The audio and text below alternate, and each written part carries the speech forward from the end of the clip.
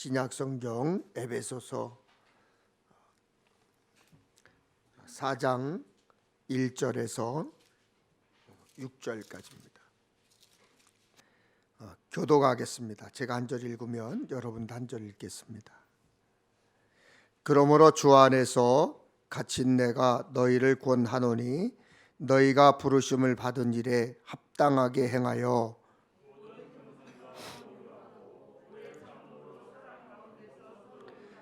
평안에 매는 줄로 성령이 하나 되게 하신 것을 힘써 지키라.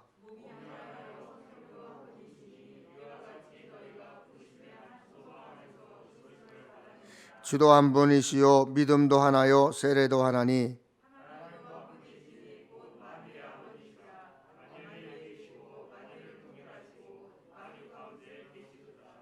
아멘. 하나님께서 우리에게 주시는 말씀입니다. 배진 전도사님 나오셔서 말씀 전해 주시겠습니다. 기도하시겠습니다. 사랑의 하나님 아버지 감사합니다. 이렇게 또 한 해 동안 지켜주심에 감사합니다. 한 해가 저물어 갑니다.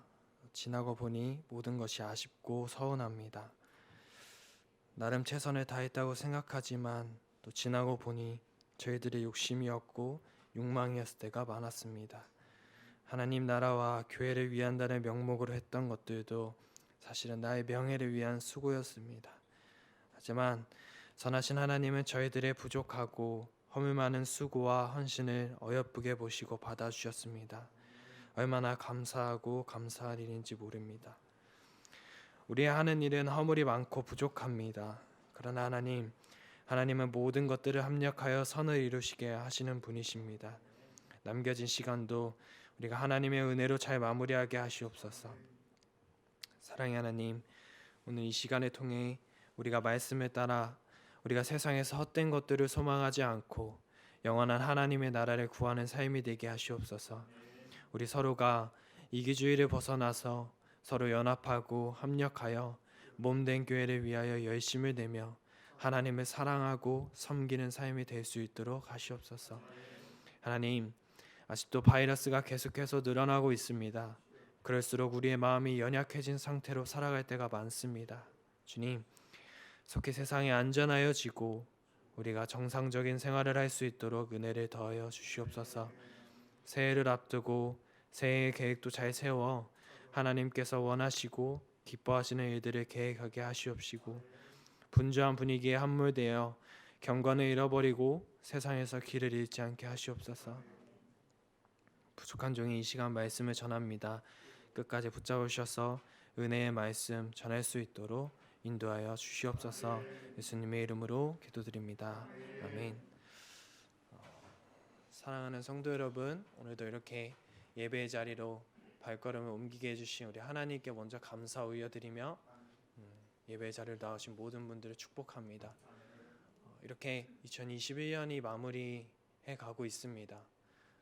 사실 마무리할 때와 그리고 새로운 시작을 할 때가 제일 뒤숭숭하고 제일 고민도 많고 제일 후회도 많은 시기인 것 같습니다. 많이 마음이 또 싱숭생숭할 수도 있겠지만 하나님 안에서 2021년 마무리 잘 하시고 하나님 안에서 2022년 새로운 계획을 잘 세우시기를 소망합니다. 현재를 생각하면 우리는 코로나19라는 바이러스 때문에 공동체라는 의미를 많이 잃어가고 있는 것 같습니다. 그리고 또 많이 잊어가고 있는 것 같습니다. 안 그래도 요새 교회의 모습을 보면 교회가 아니라 마치 학원처럼 많은 교류가 없고 공동체성이 많이 무너져가는 모습을 보였는데 그 안에서 노력을 하시던 분들도 그 안에서 끝까지 붙잡고 공동체를 이어나가려고 노력하시던 분들도 코로나19라는 바이러스 때문에 어쩔 수 없이 공동체가 그 관계가 소홀해져 가는 것을 느낍니다. 지금도 그렇겠지만 한국에서는 대학에서 떨어지면 입시학원에 많이 가곤 합니다. 제 친구들도 주변에 있는 친구들도 많이 갔는데 심지어 제 친구들은 미술 입시학원에 갔습니다. 미술 입시학원에 갔는데 그냥 가는 것도 아니라 조각하는 사람은 저기 학원이 좋다더라, 그림 그리는 건 저기가 좋다더라, 디자인은 저기가 좋다더라 등등 많은 입시학원이 있고, 그리고 또 그 입시학원에 대한 많은 소문이 자리하고 있습니다. 그런데 제가 이 설교를 준비하면서 생각해 보니까 꼭 친구들끼리, 그리고 혹은 뭐 아는 후배, 뭐 아니면 아는 선배, 이런 사람들을 만나면 꼭 어디서 태어나셨어요? 아니면 뭐 대학교는 어디 나오셨어요? 굳이 꼭 이 출신과 자기의 배경을 꼭 물어보는 겁니다. 그리고 물어봤을 때 저도 그렇지만 평택에서 왔다 그러면 괜히 또 동료의식도 생기고, 괜히 더 마음도 가고, 괜히 더 챙겨주고 싶은 그런 마음이 꼭 생기곤 합니다. 근데 생각해 보니까 학교, 그리고 뭐 출신 이런 건 물어보지만 혹시 어디 학원 나오셨어요? 라고 물어보는 건 그런 경우는 없었던 것 같습니다. 제가 설교를 준비하면서 기사를 찾아보니까 서울의 큰 대학교에서는 그때 한창 양대산맥이었던 두 학원에서 동문회를 열었다고는 합니다. 학원 동문회를 열었다고 하는데, 그 기사가 딱 그 한철 기사로만 끝난 거 보면 아마도 지금은 그 동문회를 진행하고 있지 않다는 걸 알 수 있었습니다. 한국은 뭐 이렇게 혈연도 있고 지연도 있어서 뭐 많은 그런 비판도 받고 하곤 하지만, 그 와중에 뭐 학원연이 있다는 소식은 들어본 적이 없는 것 같습니다. 그런데 여기서 제가 문제라고 생각하는 건 많은 경우에 그리스도인들이 교회를 학원처럼 여기고 있다는 겁니다. 그냥 들렸다가 가는 것, 그냥 앉아있다가 가는 곳, 혹은 학원은 대학교를 가기 위해서 자기가 필요한 것을 얻기 위한 도구로 사용되는 곳입니다. 그런데 요새 그리스도인들은 이 교회가 마치 자기가 필요한 것만 얻고 가는 그런 도구처럼 사용되고 있다는 사실입니다. 그러나 성경에서 말하는 교회는 이러한 교회가 아닙니다. 성경에서 말하는 교회는 학원도 아니고 독서실도 아니고 학교도 아니고 가족입니다. 하나님의 권속, 즉 가족이라고 말하고 있습니다. 가족이란 어떤 건가요? 서로가 이익을 위해서 뭐 가족 구성원을 짓밟고 올라가는 게 가족인가요? 서로가 자기 이득을 보기 위해서 가족을 해를 끼치는 게 가족인가요? 그렇지 않습니다. 가족은 자기가 이익을 못 보더라도 가족 구성원이 이익을 보려면 그 희생을 할 줄 아는 게 가족입니다. 그리고 자기가 희생을 하더라도 가족을 위해서 그냥 참고 희생하는 게 가족입니다. 그리고 그 가족의 기본 조건이 바로 사랑입니다. 그리고 그 사랑이 바로 우리 교회에 필요한 마음입니다. 사실 뭐 가족들과 더 많이 싸웁니다. 항상 붙어 있다 보니까, 항상 붙어 있고 같이 사는데 사람마다 다 다르고 성격도 다르고 좋아하는 것도 다 다른데 어떻게 가족이라고 안 싸우겠습니까?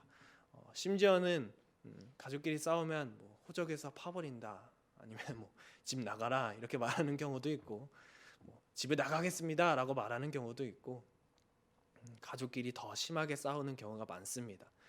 그러나 그렇다고 해서 정말 특별한 경우가 아니면 진짜 호적에서 파버리고 뭐 집을 진짜 쫓아낸다거나 아니면 부모님하고 연을 끊는 경우가 그리 많지는 않습니다. 그리고 이로써 알 수 있는 게 가족의 기본이 되는 게 바로 사랑이고, 그리고 사랑은 감정만이 아니라 의지고, 그 사랑의 핵심이 바로 하나됨이라는 사실입니다. 그리고 그 하나됨이 바로 우리 교회입니다. 사도 바울은 에베소서 1장 2절에서 유대인과 이방인이 그리스도 예수 안에서 하나 되었다고 말하고 있습니다. 근데 뭐 이게 지금 우리가 현대에 와서 말하면 뭐 그냥 그러려니 할 수 있겠지만, 그 시절에 예수님 안에서, 하나님 안에서 진짜 유대인과 이방인이 하나가 되었다는 건 정말 혁명적인 선언이었습니다. 그리고 3장에서는 자신이 이 복음을 이방인들에게 전하도록 부르심을 받은 사람이라고 말하고 있습니다. 그리고 4장에서는 그런 복음 안에서 하나됨을 지키라고 권면하고 있습니다. 바울 서신의 특징을 보면 앞에서는 교리적, 신학적인 얘기를 하고 뒷부분에서는 실제적인 방법, 실제적인 권면을 하는 경우가 많습니다. 이 4장의 말씀으로 이제 실제적인 권면을 시작하고 있습니다. 이 권면은 예수 그리스도 안에서 새로워진 차원의 윤리와 도덕입니다. 그 기초는 어떤 세상이 말하는 윤리와 도덕이 아니라 바로 하나님 자신이십니다.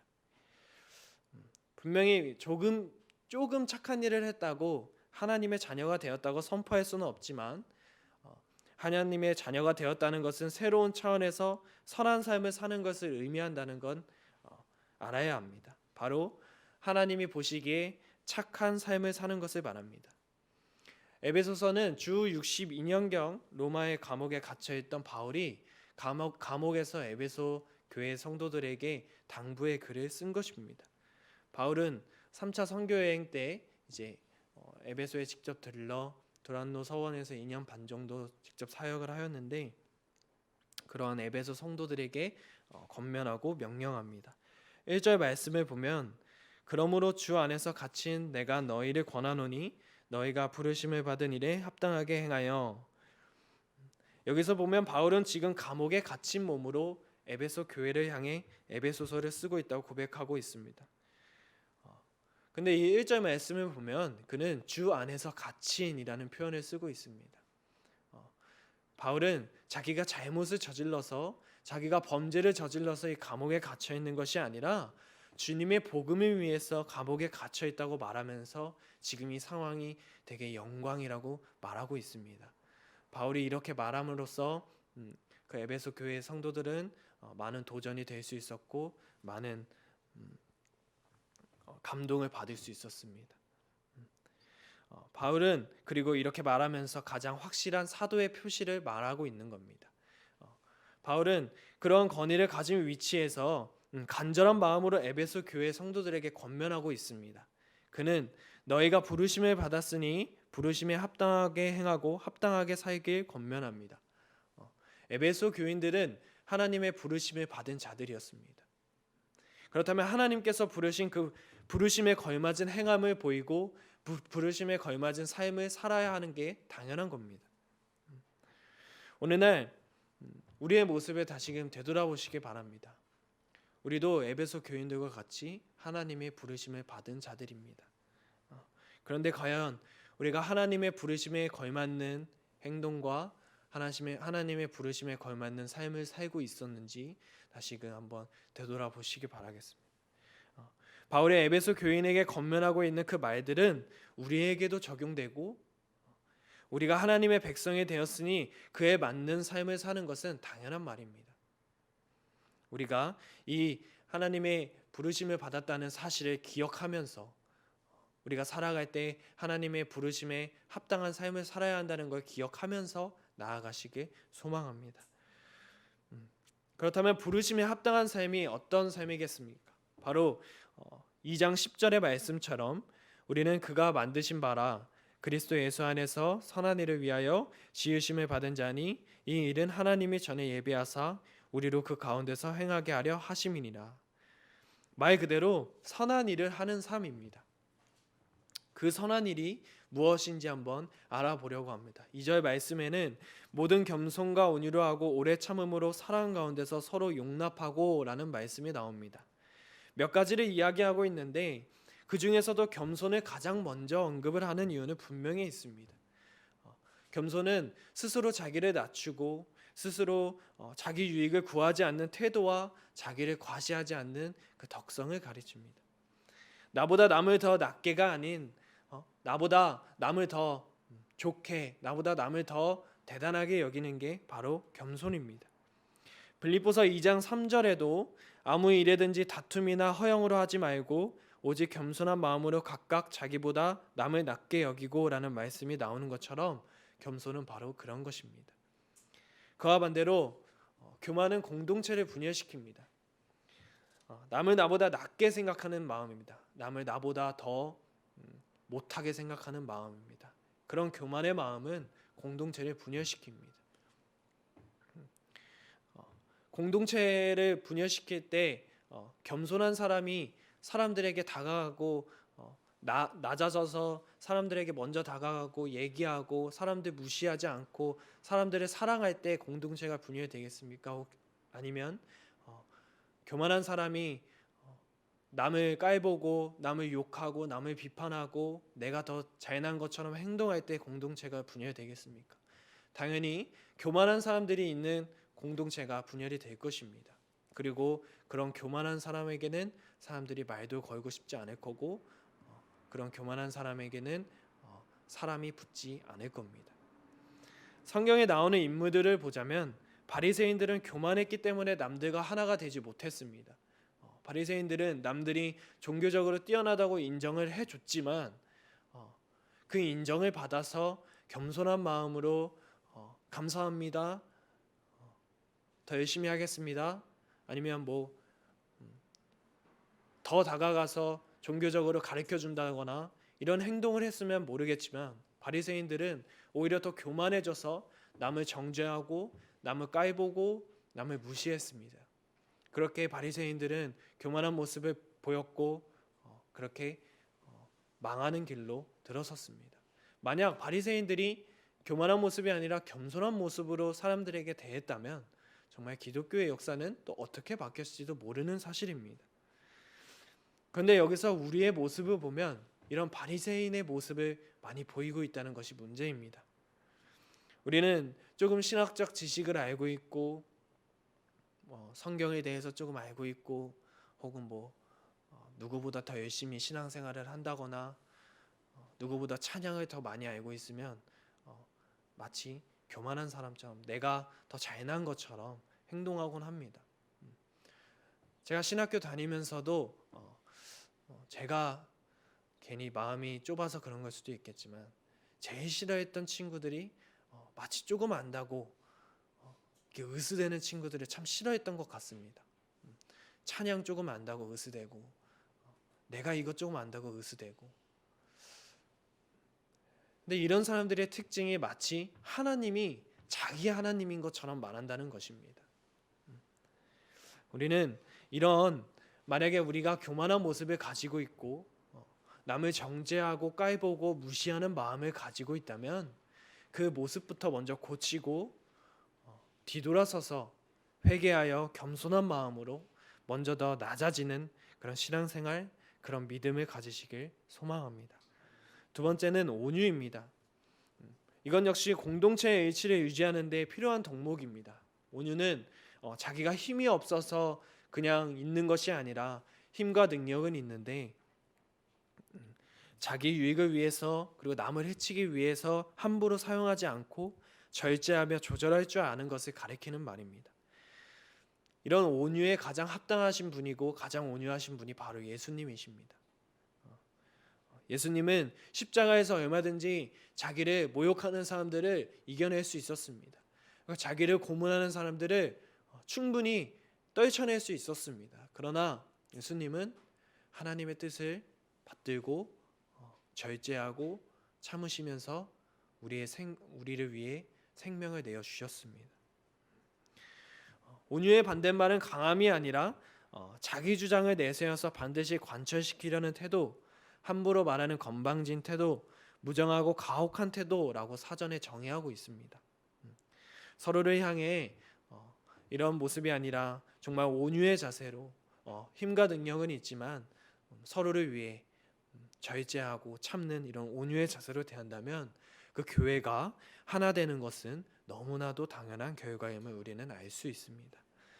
세 번째는 오래 참음, 즉 인내입니다. 인내는 결코 포기하지 않는 정신이며 타협하지 않고 오직 기다려줄 줄 아는 마음입니다.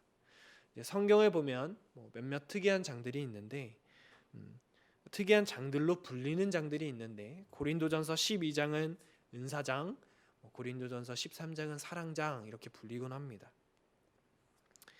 여기서 사랑에 대해 가장 처음 나오는 말이 바로 사랑은 오래 참고라는 말입니다. 교회에서 가장 필요한 것이 바로 이 서로를 향해 오래 참아주는 태도라고 생각합니다. 실수했을 때 지적하고 실수했을 때 비판하는 거 누구나 할 수 있습니다. 그리고 그런 모습을 많이 보이는 게 현실입니다. 실수를 지적하고 비판하고 남이 뭔가 실수했을 때 정말 온갖 욕이란 욕을 다 하고 심지어는 지적하기 위해서 그 실수를 어떻게든 찾아내려고도 합니다. 그런데 그리스도인이라면 상대방이 실수를 했을 때 우리가 참아줄 줄 알아야 하고 그 상대방이 똑같은 실수를 또 했을 때도 또 참아줄 줄 알아야 합니다. 그리고 그 실수의 상대가 나이든 타인이든 계속해서 참아줄 줄 알아야 하고 계속해서 비판과 지적보단 참음으로 그리고 사랑으로 감싸줄 줄 아는 게 우리 그리스도인이 할 일입니다. 오래 참을 때 나오는 결과가 바로 2절 말씀처럼 사랑 가운데서 서로 용납하는 것입니다. 참고 기다려주지 못한다면 그것은 사랑하지 않고 있다는 것을 보여주게 됩니다. 그러니까 오래 참음과 사랑과 용납은 다른 것이 아니라 같은 것을 말하고 있는 것입니다. 오래 참음, 사랑, 서로 용납함과 같은 덕목들이 언제 나타날까요? 이게 혼자 있을 때 나타날까요? 오래 참음, 사랑, 용납이 혼자 있을 때 나타나면 그것도 참 웃길 겁니다. 자기가 자기 자신에게 참아주고 사랑하고 용납하는 것도 참 웃기니까. 아마도 이런 모습, 이런 덕목은 사람과 관계를 맺고 있을 때 나타납니다. 바로 그렇기에 모두 믿는 자로서 교회 공동체를 하나로 이룰 때 필요한 덕목들이라는 사실입니다. 결국 하나님의 부르심을 받아 구원을 받고 하나님의 자녀가 된 사람들은 서로를 향해 사랑으로 하나가 되어야 한다는 것입니다. 이러한 덕목들이 삶 속에 나타나는 것이 바로 선한 일입니다. 그것이 바로 우리가 부르심을 입은 목적이고 부르심에 합당한 삶입니다. 그렇게 살라고 하나님은 우리를 이 땅에 부르셨습니다. 지금 생각하고 있는 관계나 혹시 공동체가 있으신가요? 뭐 가족이라든가 직장 동료 혹은 뭐 남편, 아내, 자녀 등 지금 생각하는 그 관계 속에서 그 많은 관계 속에서 우리가 앞서 말한 오래 참음 그리고 사랑, 용납, 겸손, 온유를 실천한다면 그 관계가 어떻게 되겠습니까? 말도 할 것 없이 정말 아름답고 행복한 관계가 될 수 있을 것입니다. 바로 근데 교회도 마찬가지입니다. 내가 다른 사람에게 좀 서운한 일이나 심지어 마음 상하는 일을 들었을 때 그 사람을 향해 오래 참아주고 용납해주고 사랑해주고 끝까지 겸손해지고 온유한 마음으로 다가간다면 교회 그리고 내가 맺고 있는 모든 공동체는 아름다운 공동체가 될 수 있을 것입니다. 3절을 보면 평안을 매는 줄로 성령이 하나 되게 하실 것을 힘써 지키라 라고 말씀하시고 계십니다. 성령의 하나 되게 하심은 공동체의 구성원들이 다 각자 개성이 다르고 배경도 다르고 여러 가지 면에서 다르지만 그들 모두 동일한 성령님을 체험한 데서 나온다는 것을 아시기 바랍니다. 우리가 하나님을 믿는다고 고백한다면 성령님은 누구든지 우리 마음속에 들어와 주실 것입니다. 사람마다 배경도 다르고 정말 자라온 환경, 출신, 성격, 개성 등등 모든 것이 다 다릅니다. 그런데 우리한테는 유일하게 같은 것이 하나 있는데 바로 우리가 성령님을 모시고 있다는 사실입니다. 이것은 모든 다른 점들을 다 뛰어넘고도 남는 사실입니다. 그러기에 바울은 믿는 자들이 하나가 되는 것을 강조하고 그 무엇보다 중요하다고 말하고 있습니다. 우리가 하나가 되는 것, 그것이 바로 하나님께서 우리를 부르신 근본 목적 중 하나입니다. 특히 교회를 세우신 목적 중 하나가 바로 하나가 되는 것입니다. 물론 엄청 어려운 일입니다. 사람마다 너무 다른데 하나가 되는 것은 너무 어려운 일이고 심지어 같은 팀이라고 말하는 사람들조차 서로 비판하고 서로 지적하고 살아가는 게 우리 현실이기 때문입니다. 그래서 말씀에서 힘써 지키라 라고 말씀하시고 계신 겁니다. 하나가 되는 것에 정말 최대한의 노력을 기울이라는 뜻입니다. 우리가 하나가 되는 것에 정말 힘써서 지키지 않으면 이루어지지 않는 것이 바로 하나됨입니다. 가만히 있으면 연합이 되는 것이 아니라 가만히 있으면 하나가 되는 것이 아니라 힘을 써야 가능한 것입니다. 그것이 부르심에 합당한 삶을 사는 것이고 우리가 행해야 하는 그리스도인의 일입니다. 물론 우리가 짚고 넘어가야 할 부분은 우리는 이미 하나가 되었다는 사실입니다. 우리가 한 주님을 고백하고 한 성령님을 모시고 이미 하나가 되었습니다. 우리가 노력하면 하나로 묶어주신다는 것이 아니라 이미 성령께서 우리를 평안에 매는 줄로 묶어주셨습니다.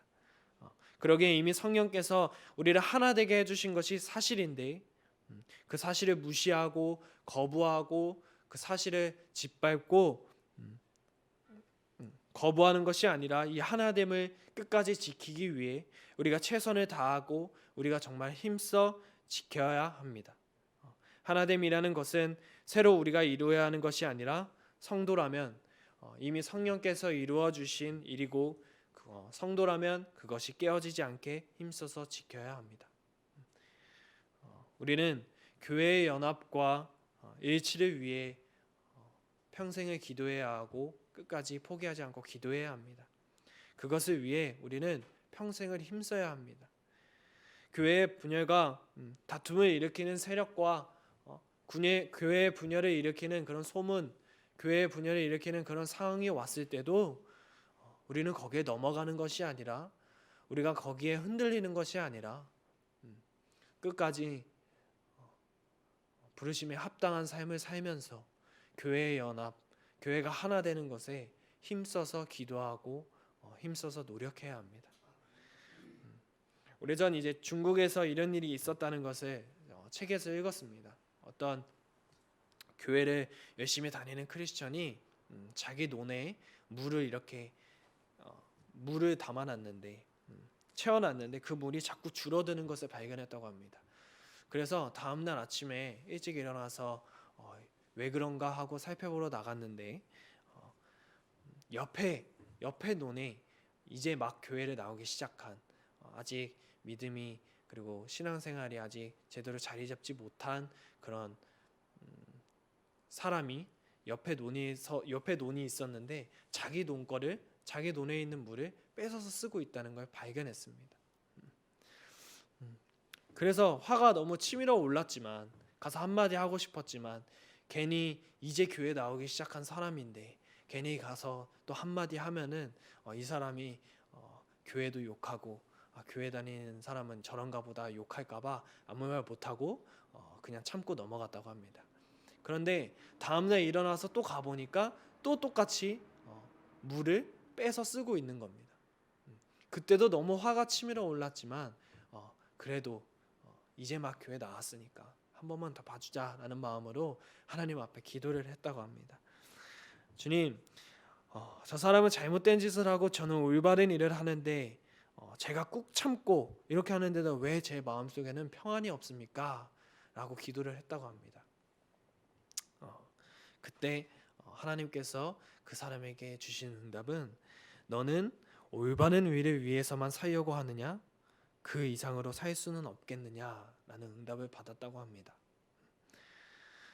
그는 그 응답을 깊이 생각하다가 이제 깨달음을 얻고 다음 날 일찍 일어나서 오히려 자기 논에 있는 물을 반대쪽 사람에게 더 퍼서 날랐다고 합니다.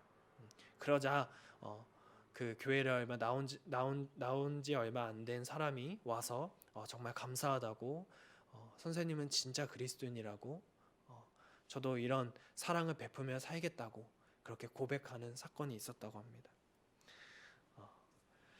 우리 그리스도인의 삶의 목표는 단순히 도덕적으로 삶을 사는 것 그리고 남에게 해를 끼치지 않으면서 사는 정도가 아닙니다. 그 이상입니다. 소극적으로 나는 나쁜 일을 안 하니까 되었지, 나는 해를 안 끼치니까 되었지라는 정도가 아니라 그리스도인은 성령 충만하여 성령님의 지배를 받고 주님의 뜻대로 사는 것입니다. 그때 비로소 우리가 하나됨을 지킬 수가 있습니다. 그리스도인으로서 최소한으로만 살려고 하면 더 힘들어집니다. 최소한으로만 크리스천은 이런 것만, 크리스천은 이 정도만 하면 돼 라는 식의 신앙생활을 할수록 더 힘들고 자유가 없습니다. 오히려 그리스도인이라면 이것까지 해야지, 크리스천이라면 이것까지 해야 돼 라는 식의 최대한을 향해 힘쓰며 나아갈 때에 우리가 그 안에서 엄청난 기쁨을 누릴 수 있고 엄청난 행복을 누릴 수 있을 것입니다.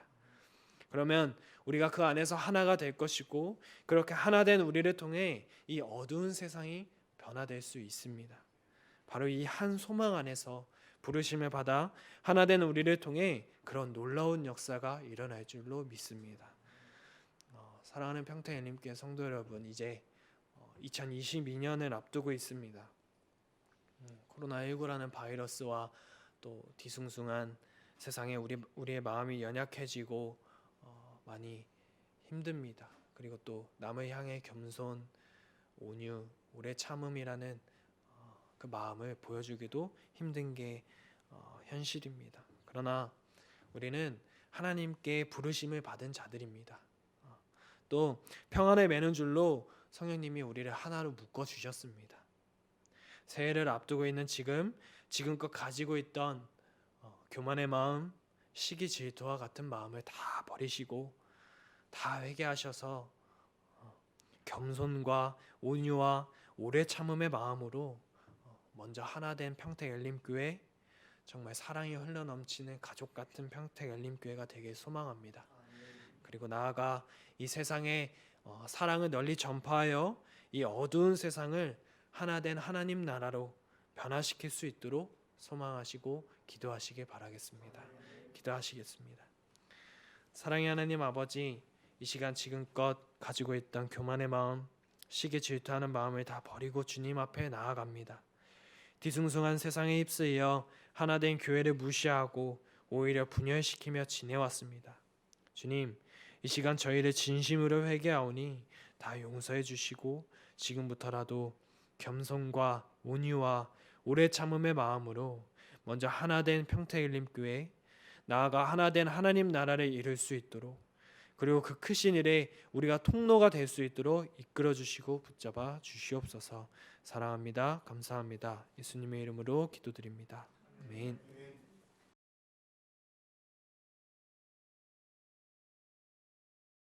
사랑하는 우리 평택엘림교회의 성도들이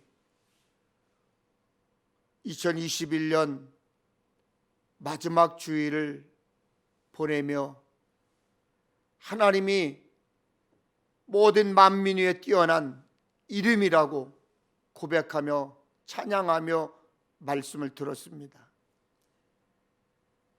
저들의 삶이 예수를 떠나지 않게 하시고 예수님께서도 저들을 밉다, 어리석다, 보기 싫다 버리지 마시고 늘 함께 24시간 365일 함께 동행하여 주시기를 간절히 구합니다.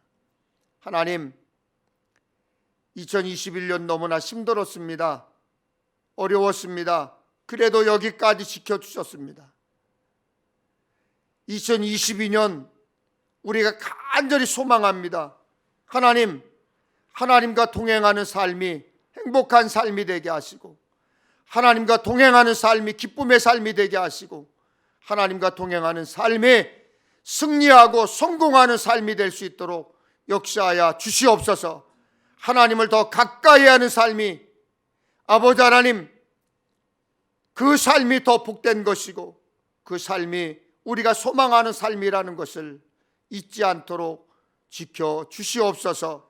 지금은 우리 구주 예수 그리스도의 십자가를 통한 구속의 은혜와 한이 없으신 아버지 하나님의 사랑하심과 지금도 우리와 함께 하시는 성령님의 은총이 예배하고 일어선 성도들의 머리 위에와 저들의 삶의 현장에 함께 하시며 만방에 흩어져 사는 성도들과 지금까지 영원까지 함께 하옵시기를 간절히 축원하옵나이다. 아멘.